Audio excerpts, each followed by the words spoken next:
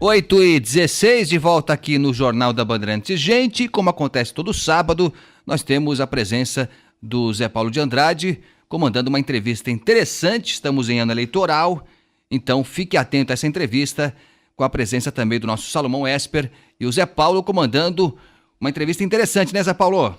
Agostinho Teixeira, eu tiro do estúdio Salomão Esper, porque agora nós vamos entrevistar Dona Sônia Barbosa, que é coordenadora na Câmara Municipal de São Paulo do movimento Voto Consciente. Bom dia, dona Sônia. Bom dia, é um prazer estar com o senhor. Me conte aí um pouco da sua vida. Como é que a senhora começou, como é que se interessou por política e até chegar ao movimento Voto Consciente? O senhor sabe que eu comecei muito cedo com política. Até na escola eu já fazia política.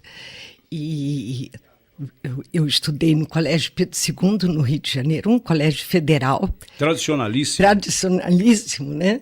E lá eu comecei, eu era representante de turma, eu sempre fazia movimentos em prol de alguma coisa, eu sempre mexi com política. E depois na faculdade a mesma coisa, depois houve um período longo, né, de casamento, de filhos, e aí eu me afastei. Mas quando eu terminei, vendi o meu negócio e eu me achei ainda muito jovem para parar, para ficar em casa, eu resolvi procurar, porque eu sempre fiz trabalho voluntário.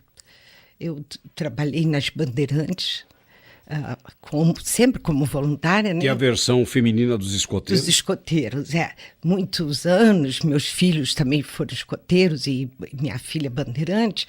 Então, quando isso tudo acabou, eu resolvi que ia fazer algum trabalho e comecei a procurar. E achei o Voto Consciente, que me encaixou perfeitamente. Era uma coisa que eu tenho muito prazer em fazer.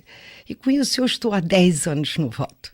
Bom, antes de entrarmos aí exatamente no assunto que atrai aqui ao programa, eu achei interessante a observação que a senhora fez. Tem um casal de filhos, é isso? Tenho três filhos. 2 2 meninos e uma menina. Os 2 meninos foram escoteiros e a menina bandeirante. Exato. Hoje se fala muito que falta Deus no coração das pessoas e faltam também bons exemplos, principalmente dos políticos. Como é que a senhora encara esses movimentos aí que tiram os jovens, né, das tentações da rua, que são os escoteiros, bandeirantes e outros movimentos? Exatamente. Não só falta Deus, como falta cidadania. E isso você aprende no movimento bandeirante e no movimento escoteiro. Eu acho que meus filhos, graças a Deus, deram certo. Eu devo mais da metade, eu diria, só a influência dos pais, da família, mas especialmente ao movimento o escoteiro e as bandeirantes.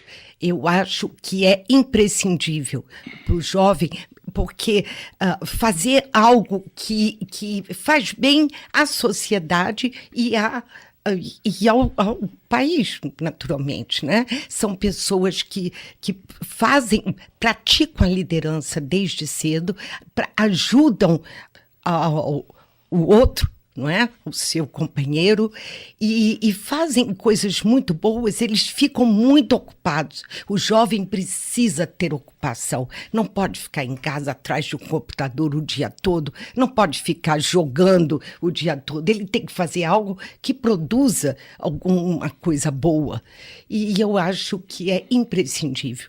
A senhora tem filhos na faixa da adolescência?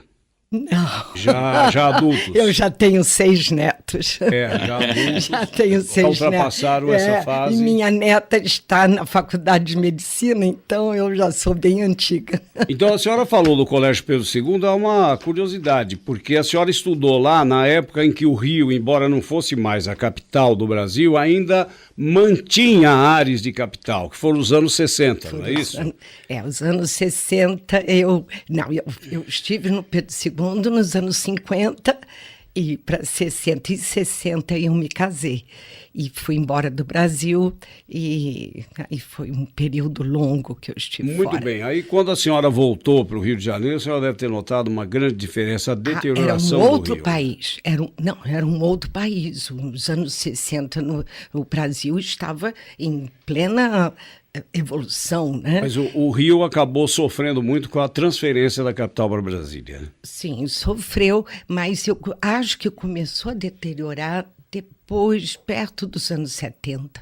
Eu diria que foi quando o Rio começou a deteriorar e agora está o movimento ao contrário. O Rio está melhorando porque as UPPs que estão controlando a favela, que não terminaram ainda esse trabalho, é um trabalho longo, difícil, mas o Rio é sempre o Rio. Melhorou muito e, além de tudo, nós temos aí eventos importantes. Agora vamos ter a Rio +20, Sim. Né, que se espera repita sim. o êxito da Rio Eco 92, né? Sim, sim. E depois a Olimpíada, que parece que conseguiu unir a população. O Rio está bem melhor do que já foi. Eu diria que esses últimos anos o Rio melhorou bastante. E em termos de educação? O Colégio Pedro II é onde estudaram, né, as maiores sumidades. Um ex-governador do Rio de Janeiro, só para aproveitar a chance, autor praticamente da Lei de Diretrizes e Bases da Educação, que foi Carlos Lacerda. Então, aproveito a pergunta para saber como a senhora recebeu esse projeto, depois emplacado, as críticas que ele sofreu e os elogios que mereceu. Pedro II ainda é referência nacional, não é? Eu estou muito afastada, que eu já moro em São Paulo há muito tempo, eu estou muito afastada.